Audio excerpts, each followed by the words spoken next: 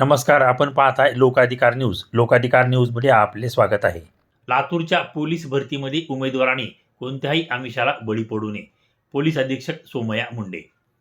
लातूर येथील बाबळगाव रोडवर असलेल्या पोलीस मुख्यालयावरील मैदानावर दिनांक 19 जून पासून पोलीस भरतीला सुरुवात झाली असून या भरती प्रक्रियेदरम्यान कोणीही कोणत्याही आमिषाला बळी पडू नये असे आवाहन पोलीस अधीक्षक सोमय्या मुंडे यांनी केले. कोणताही कॅन्डिडेट कसल्याही गैरप्रकारच्या आमिषाला बळी पडू नका. कोणी तुम्हाला आश्वासन देईल की तुम्हाला भरतीमध्ये मदत करू किंवा तुम्हाला डायरेक्ट नियुक्तीपत्र देण्यामध्ये मदत करू किंवा फिजिकलमध्ये मदत करू, लेखीमध्ये मदत करू, अशा टाईपचे जे आश्वासन कोणी देत असेल तर नक्कीच आमचे संपर्क साधा, त्याच्यावर कायदेशीर कारवाई करण्यात येईल.